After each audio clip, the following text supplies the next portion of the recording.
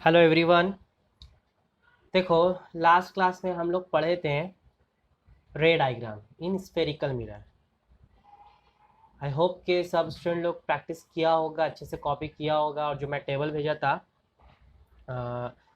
कि different different position रहेगा object का, उसमें इमेज का क्या क्या नेचर होगा, उसका एक टेबल बना के, टेबल जो है हम तुम लोग को सेंड किए थे, वो टेबल तुम लोग सब कॉपी कर लिए होगे। वो कॉनकेव मिरर के लिए था। कॉन्वेक्स के लिए भी रे डायग्राम होता है, लेकिन बेसिकली दो होता है सिर्फ, उसका करने का ज़रूरत नहीं है, बस उसका एक टेबल भेज देंगे, बस दो कंडीशन पे है। ठीक है, वो दो कंडीशन ये रहेगा कि एक एक रहेगा तुम्हारा एट इन्फिनिटी पे, और एक रहेगा एनी अदर प्लेस। जैसे कॉन्केव मिरर हम लोग किए थे बियॉन्ड सी, फिर ऑन दी सी, फिर बिटवीन सी एंड एफ, फिर ऑन दी एफ, फिर बिटवीन पोल एंड एफ। इस तरह से करने का ज़रूरत नहीं है, बस दो कंडीशन रहेगा, और उस दो कंडीशन का तुम लोग को टेबल भेज देंगे। फॉर कॉन्वेक्स मिरर के लिए बस लर्न करके याद रख लेना, उसका रे डायग्राम सीखने का ज़रूरत नहीं है। कॉन्केव का अच्छे से सीखो, कॉन्केव का बेसिकली एग्जाम्स में पूछता है और आप उससे रिलेटेड क्वेश्चंस भी आता है। ठीक है, अब आज हम लोग पढ़ेंगे लीनियर मैग्निफिकेशन के बारे में। ये बहुत सा छोटा सा टॉपिक है। इसके बाद हम लोग स्फेरिकल मिरर का यूजेस पढ़ेंगे, वो बहुत इंपॉर्टेंट टॉपिक है, उससे बहुत क्वेश्चन आता है। ठीक है, समझ लो आएगा ही आएगा ऐसा question, uses of spherical mirror. खैर, पहले देखो लीनियर मैग्निफिकेशन क्या होता है। शायद 10B में ये वाला चीज़ हम नहीं पढ़ाए हैं, तो एक ये तुम लोग जो है देख लेना क्या पढ़ा है कि नहीं पढ़ा, क्योंकि हम बहुत सी चीज़ मिस कर गए हैं। लेकिन जो अभी मैं पढ़ा रहा हूँ वीडियो बना करके, इसमें मैं एक एक चीज़ पढ़ा रहा हूँ। ठीक है, जो तुम लोग का बुक में भी नहीं, ये सब नहीं मिलेगा, लेकिन सिलेबस में है। ठीक है, तो लीनियर मैग्निफिकेशन क्या होता है। देखो, लीनियर मैग्निफिकेशन बेसिकली मिरर का होता है। ठीक है, उससे पहले मिलियन मैग्निफिकेशन को समझाने से पहले एक डायग्राम को समझाना बहुत ज़रूरी है। जैसे कि मान लेते हैं ये मेरा कॉनकेव मिरर है। ठीक है, और ये तो जानते हो सब, ये प्रिंसिपल एक्सिस है। ठीक है, ये मान लेते हैं कहीं पर भी एक ऑब्जेक्ट है, कहीं पर भी एक ऑब्जेक्ट है, और उसका इमेज कहीं पर भी ये बन रहा है।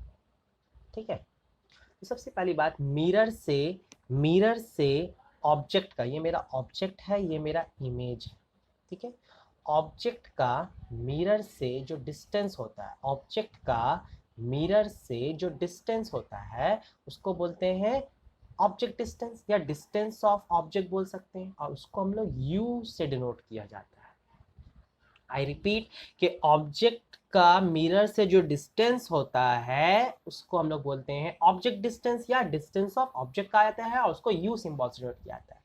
उसी तरह इमेज का मिरर से जो डिस्टेंस होता है, इमेज का जो मिरर से जो डिस्टेंस होता है, उसको हम लोग बोलते हैं इमेज डिस्टेंस, और उसको वी से डिनोट किया जाता है, या डिस्टेंस ऑफ इमेज कहा जाता है।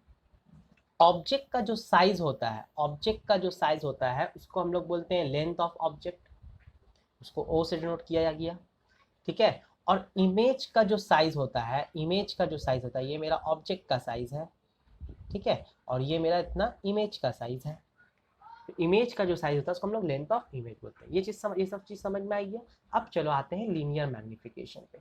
लीनियर मैग्निफिकेशन बोलता है it is the ratio of size of image to the size of object. ये क्या है, ये जो है एक तरह का रेशियो है। किसका रेशियो है, size of image to the size of object, मतलब ऊपर साइज ऑफ इमेज रहेगा, नीचे साइज ऑफ ऑब्जेक्ट रहेगा। और लीनियर मैग्निफिकेशन को किससे डिनोट किया जाता है, एम सिंबल से डिनोट किया जाता है। ठीक है, M for linear magnification, which is equal to, उसका फॉर्मूला क्या होता है, length of image by length of object. और इसका एक और फॉर्मूला होता है एम का, in the form of distance. क्या, distance of image by distance of object. मतलब इतना दोनों फॉर्मूला में एक कॉमन चीज है कि इमेज ऊपर रहेगा, नीचे ऑब्जेक्ट। अगर ऊपर लेंथ ऑफ इमेज ले रहे हैं तो नीचे लेंथ ऑफ ऑब्जेक्ट लेंगे, अगर ऊपर डिस्टेंस ऑफ इमेज ले रहे हैं तो नीचे डिस्टेंस ऑफ ऑब्जेक्ट रहेगा। समझ में आया इस फॉर्मूला कहाँ से आया, इसका डेरिवेशन जानने का जरूरत नहीं है, इसका सिलेबस में नहीं है तुम लोग का, बस ये लीनियर मैग्निफिकेशन है। अच्छा, लीनियर मैग्निफिकेशन का यूनिट के बारे में बात करें तो क्या होगा, तो देखो ये ratio, it is a ratio, definition बोल दिया है रेशियो। रेशियो का यूनिट होता है नहीं, it is a unitless quantity. ये यूनिटलेस क्वांटिटी है। ठीक है, क्योंकि ऊपर भी लेंथ नीचे भी लेंथ, तो कैंसिल हो जाएगा यूनिट, ऊपर भी डिस्टेंस नीचे भी डिस्टेंस, कैंसिल हो जाएगा डिस्टेंस का यूनिट, तो कोई यूनिट बचेगा ही नहीं। So it is a unitless quantity. Linear magnification का कोई यूनिट नहीं होता है। समझ में आया? ठीक है, देखो अब हम लोग पढ़ेंगे uses of spherical mirror. Uses of spherical mirror, spherical mirror का कहाँ कहाँ यूजेस होता है? तो स्फेरिकल मिरर तो दो तरह का होता है, एक होता है कॉनकेव मिरर और एक होता है मेरा कॉन्वेक्स मिरर। तो पहले हम लोग कॉनकेव मिरर का पढ़ते हैं। कॉनकेव मिरर को हम लोग कहाँ कहाँ यूज करते हैं? ठीक है, हम देखो सबका लिखाएंगे नहीं, एक्सप्लेनेशन सबके बुक में होगा, हम बस समझा देते हैं। ठीक है, पहला हम लोग जो यूज करते हैं as a shaving mirror, as a shaving mirror. Shaving mirror जो हम लोग यूज करते हैं वो तुम्हारा, उसमें हम लोग कॉनकेव मिरर यूज करते हैं। ठीक है, शेविंग मिरर में हम लोग कॉनकेव मिरर यूज करते हैं। तो शेविंग मिरर कॉनकेव मिरर क्यों यूज करते हैं? देखो होता क्या, हम लोग कॉनकेव मिरर का डायग्राम हम लोग पढ़े हैं, उसमें हम लोग फोकस और पोल के बिटवीन में जब ऑब्जेक्ट को रखते हैं, मतलब बहुत ही करीब में अगर रखते हैं, मिरर के बहुत ही करीब में रखते हैं ऑब्जेक्ट को, तो क्या उसका इमेज कैसा बनता था? याद करो, उसका इमेज सीधा बनता था, इरेक्ट बनता था और मैग्नीफाइड बनता था। तो शेविंग मिरर क्या होता है? शेविंग मिरर को हम लोग अपना फेस एकदम करीब रखते हैं, फेस के एकदम करीब रखते हैं, जिसका वजह से क्या होता है कि हम लोग का जो टाइनी टाइनी जो हेयर है जो फेस में या नेक में कहीं पर भी, वो इजिली दिखाई देता है। समझ में आया कि नहीं? क्योंकि वो मैग्नीफाइड होकर के दिखाई देता है। तो शेविंग मिरर के लिए ये ज़रूरी है कि तुमको for a concave mirror of large focal length large होना चाहिए, तभी ना हम ऑब्जेक्ट को फोकस और ऑब्जेक्ट के बीच में रखेंगे। ठीक है, फोकल लेंथ बड़ा होना चाहिए एंड लार्ज अपर्चर। अपर्चर क्या होता है हम बता चुके हैं, मतलब मिरर का साइज भी क्या होना चाहिए? बड़ा होना चाहिए, ताकि इजिली अच्छे से सब पूरा फेस मेरा उस मिरर के अंदर आ जाए। ऐसा नहीं कि कुछ फेस मेरा थोड़ा सा आया बाहर, बाकी चले आ रहा मिरर छोटा होने की वजह से, ऐसा नहीं होना चाहिए। ठीक है, तो हम शॉर्ट में बता दिए हैं कि वो शेविंग मिरर जो है कॉनकेव होना चाहिए। कैसा कॉनकेव मिरर? जिसका लार्ज फोकल लेंथ और लार्ज अपर्चर होना चाहिए। और इसमें क्या होता है, इसमें मेरा ऐसा करने से मेरा magnified and erect image of tiny hair form. समझ में आया? जो टाइनी टाइनी जो छोटा छोटा हेयर होता है, उसका मेरा मैग्नीफाइड और इरेक्ट इमेज बनेगा, जिसका वजह से हमको इजिली दिखाई देगा। समझ में आया? ठीक है, तो ये कॉनकेव मिरर का पहला जो यूज है उसमें एज अ शेविंग मिरर हम लोग यूज करते हैं, as a shaving mirror use करते हैं। ठीक है, देखो नेक्स्ट एग्जांपल है as a reflector. As a reflector हम लोग किसमें किसमें यूज करते हैं? In torch, search light, headlights of automobile, जितना तरह का गाड़ी होता है सबका हेडलाइट हुआ, कार साइकिल जितना है सब में जो हेडलाइट वगैरह यूज होता है, या टॉर्च हुआ, या जितना भी तरह का सर्च लाइट होता है, वो सब में हम लोग उसको एज अ रिफ्लेक्टर कहा जाता है। उसमें हम लोग जो मिरर यूज करते हैं कॉनकेव मिरर। लेकिन कॉनकेव मिरर जो तो यूज करते हैं कि क्या करने के लिए? To obtain a parallel beam of light, ताकि एक पैरेलल बीम ऑफ लाइट मिले हमको, पैरेलल बीम ऑफ लाइट मिले। और हमको बल्ब को कहाँ रखना पड़ेगा? Bulb is place at the focus. Bulb को कहाँ रखेंगे? फोकस पे। जैसे वहां पे शेविंग मिरर का हम लोग करवाए थे, शेविंग मिरर के लिए हम लोग कहाँ रखे थे? यहाँ लिखा है, नहीं लिखे हैं। शेविंग मिरर के लिए हम लोग यहाँ पर ही लिखेंगे object placed between focus and pole. Object को कहाँ प्लेस कर रहे थे? फोकस और पोल के बिटवीन में, ताकि हमको इरेक्ट और मैग्नीफाइड इमेज मिल जाए। ठीक है, लेकिन यहाँ पे ऑब्जेक्ट को हम, मतलब ऑब्जेक्ट मीन्स यहाँ बल्ब को कहाँ रखेंगे? Bulb is place at the focus. तो देखो मान लो जैसे यहाँ पे बल्ब है, तो देखो बल्ब से कोई रे ऑफ लाइट ऐसे अगर जाता है फोकस से होते हुए, तो क्या होता है? सभी को मालूम है, आफ्टर रिफ्लेक्शन वो parallel of the principal axis जाता है। उसी तरह एक और रे ऑफ लाइट ले लो, इस तरह का गया तो parallel to the principal axis गया। देखो एक बीम ऑफ लाइट निकल रहा जो पैरेलल जा रहा है और हमको यही पैरेलल रेज ऑफ लाइट चाहिए। तो पैरेलल रेज ऑफ लाइट के लिए हमको बल्ब को कहाँ रखना पड़ेगा, एट दी फोकस, जिसका वजह से क्या होता है, जिसका वजह से तुमको इमेज का फॉर्मेशन होता है। ठीक है, एक तुम्हारा फोकस पे रखने से, ऑब्जेक्ट को रखने से क्या कैसा इमेज बनता है, हम लोग पढ़े थे ना, एट इन्फिनिटी पे इमेज बनता है, बहुत दूर बनेगा उसका इमेज और बहुत बहुत बड़ा बनता है, हाईली मैग्नीफाइड बनता है। समझ में आया कि नहीं, ताकि हम इसलिए इस वजह से हम लोग दूर तक जो है लाइट जा सकता है, ज़्यादा से ज़्यादा दूर तक लाइट जा सकता है। ठीक है, हेडलाइट में हम लोग जो है बल्ब को फोकस में रखते हैं इसलिए ताकि लाइट जो है वो दूर से दूर तक जा पाए। समझ में आया? ठीक है, नेक्स्ट देखो number 3, as a dentist head mirror. As a dentist head mirror, dentist जो मिरर यूज करता है तो उसमें कैसे हम लोग कॉन्केव मिरर का यूज होता है, देखो उसमें क्या होता है, parallel beam of light incident होता है। पैरेलल बीम ऑफ लाइट, अब तुम जानते हो पैरेलल बीम ऑफ लाइट अगर इंसिडेंट होगा, जैसे ये कॉन्केव मिरर है और ये मेरा प्रिंसिपल एक्सिस है, तो ये parallel beam of light incident होगा तो कहाँ से पास करता है, किसी एक पर्टिकुलर पॉइंट से, और वो पॉइंट को हम लोग क्या बोलते हैं, फोकस। एक और बीम ऑफ लाइट आया तो कहाँ से पास करेगा, वो एक पॉइंट से, दैट इज द फोकस से पास करेगा। तो वही which focuses the beam, focus the beam to a point, एक पॉइंट में जाके बीम करेगा, मतलब सब का सब जितना रेज है सब एक ही पॉइंट से गुजरेगा। ठीक है, by which beam of light concentrate on small area, जिसका वजह से क्या होगा, जितना लाइट है सब एक स्मॉल एरिया में कॉन्सेंट्रेट होगा, और जिसका वजह से क्या होगा, हम इजिली टीथ हुआ, थ्रोट हुआ या छोटा छोटा बॉडी का पार्ट्स है and body parts can be examine, तो उसको हम अच्छे से देख पाएंगे। समझ में, डॉक्टर्स को अच्छे से देख पाएगा जब एक पर्टिकुलर जितना रेज है वो रिफ्लेक्ट होने के बाद एक पर्टिकुलर पॉइंट में जाएगा, पर्टिकुलर स्मॉल एरिया में सबका सब रेज ऑफ लाइट आएगा, जिसका वजह से वो क्या होगा, वो चीज एकदम क्लियरली एकदम जो है उसमें ज्यादा लाइट रेज ऑफ लाइट पड़ेगा, जिसका वजह से हमको वो पार्ट हमको क्लियरली दिखाई दे पाएगा। समझ में आया कि नहीं? याद रखना, एज अ डेंटिस्ट मिरर में हम लोग जो रे ऑफ लाइट हम लोग पैरेलली पास करवाते हैं ताकि वो आफ्टर रिफ्लेक्शन फोकस से एक स्मॉल एरिया से पास करेगा। वो स्मॉल एरिया मेरा टीथ होगा।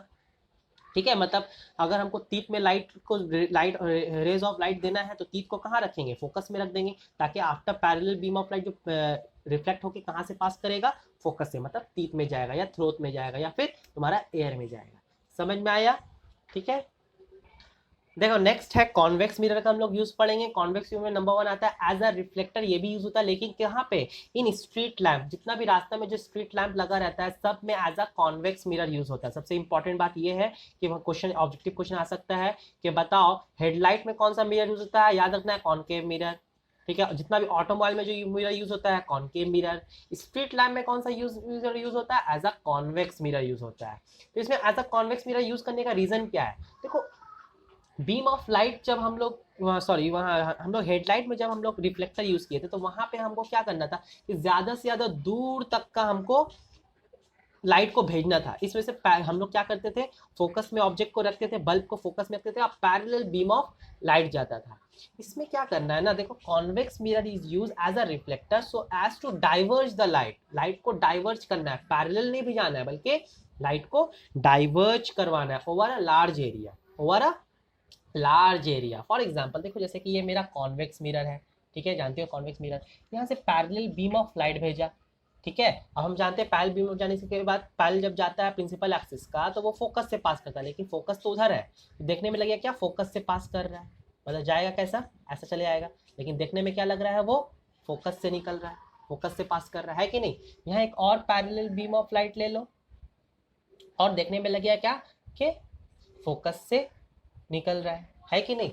लेकिन देखो गौर से देखो, ये दोनों रे ऑफ लाइट, ये रे ऑफ लाइट, ये दोनों देखो डाइवर्ज हो रहा है ना, ऐसे करके डाइवर्ज हो रहा है कि नहीं हो रहा है ना, ऐसा करके देखो डाइवर्ज हो रहा है ऐसे, मतलब डाइवर्ज होने से क्या होगा कि लार्ज एरिया में लाइट में आप मिलेगा, इसीलिए स्ट्रीट लैंप में हम लोग कॉन्वेक्स मिरर यूज करते हैं। और वहां पे बल्ब कहाँ रखते हैं, वहां पे बल्ब तुम कहीं पर भी रख दो, बस वहां से बल्ब ऐसा रखना है कि ताकि मेरा रेज ऑफ लाइट मिरर में कैसा जाए, parallel to the principal axis जाए।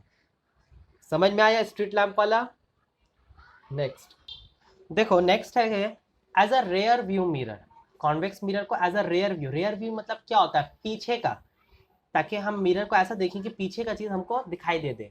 देखो कॉन्वेक्स मिरर क्या करता है, बेसिकली वो डाइवर्ज कर देता है लाइट को। अभी हम डायग्राम इससे पहले तुम लोग को बता चुके हैं कि कैसे वो लाइट को डाइवर्ज करता है। Diverges the incident light and always form, ये ऑलवेज जो है वर्चुअल इमेज फॉर्म करता है, याद रखना है। कभी भी कॉन्वेक्स जो है वो रियल इमेज फॉर्म नहीं करेगा, जबकि कॉन्केव मैक्सिमम रियल फॉर्म करता है, लेकिन एक कंडीशन में एक वर्चुअल भी फॉर्म करता है। लेकिन कॉन्वेक्स ऑलवेज वर्चुअल फॉर्म करेगा, साथ में स्मॉल इमेज फॉर्म करेगा और सीधा इरेक्ट बनेगा। वैसे मतलब वर्चुअल है तो वो इरेक्ट ही बनेगा।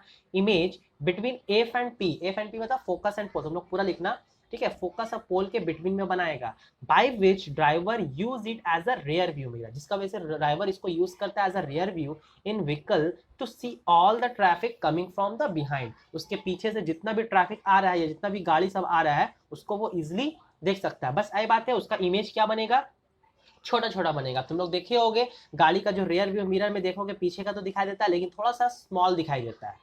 ताकि स्मॉल इसलिए दिखाई देता है ताकि ज्यादा से ज्यादा हमको उस छोटा सा मिरर में ज्यादा से ज्यादा चीज हमको, ज्यादा से ज्यादा ट्रैफिक, ज्यादा से ज्यादा हमको व्हीकल दिखाई दे पाए पीछे से जो आ रहा है। समझ में आया कि नहीं? तो as a rear view mirror में हम लोग कॉन्वेक्स मिरर को यूज करते हैं। कैसे यूज करते हैं ये हम थोड़ा सा दिखा दिए हैं, बाकी अच्छे से नोट्स तुम लोग बुक से देख करके एक्सप्लेनेशन अच्छे से पढ़ सकते हो, ठीक है। तो ये देखो तुम लोग का uses of spherical mirror complete हो गया है। इससे क्वेश्चन बहुत आता है। तुम लोग को जो हम टेस्ट पेपर का जेरोक्स कराने बोले थे, तो फिजिकल साइंस का खोल के देखना, ईयर का क्वेश्चन देखना, या कुछ स्कूल का पेपर भी देखना। उसमें 2 मार्क्स में 3 मार्क्स वाले में यूजेस ऑफ कहीं ना कहीं हर जगह रीजन पूछता है, या कहीं ऑब्जेक्टिव में पूछता है, बताओ स्ट्रिट लाइन में कौन सा मिरर यूज होता है, रेयर व्यू में कौन सा मिरर यूज होता है, और कहीं रीजन के साथ पूछता है कि क्यों यूज होता है, इसको एक्सप्लेन करो। समझ में आया कि नहीं? तो यूजेस ऑफ स्फेरिकल मिरर बहुत इंपॉर्टेंट है, ज्यादा नहीं है। कॉन्केव के लिए 3 है, कॉन्वेक्स के लिए सिर्फ 2 है। उसको अच्छे से तुम लोग को लर्न कर लेना है, ठीक है। तो ये तुम लोग का रिफ्लेक्शन पार्ट अच्छे से देखो हम कंप्लीट कर दिए हैं। 10A में तो हम पूरा अच्छे से डिटेल में पढ़ा दिए हैं। 10B में जो हम पहले पढ़ाए थे, तो हो सकता है हमको शायद लगता है कुछ कुछ हम मिस कर गए होंगे। तो अभी जो पढ़ा है इस वीडियो को अच्छे से देख लो, जो जो मिस कर गया उसको अच्छे से वहाँ नोट्स में ऐड कर लेना। जो पहले का नोट्स है उसी में ऐड कर लेना है, इसको नया तो बनाने की जरूरत नहीं है। 10A वाले लोग अच्छे से पर नोट्स बना लेगा। रिफ्लेक्शन का रिफ्लेक्शन पार्ट कंप्लीट हो गया, मतलब कि तुम्हारा जो 30% अभी लाइट का है वो कंप्लीट हो गया है, ठीक है। अब हम लोग नेक्स्ट जो हम वीडियो बनाएंगे उसमें हम लोग रिफ्रैक्शन के बारे में पढ़ेंगे।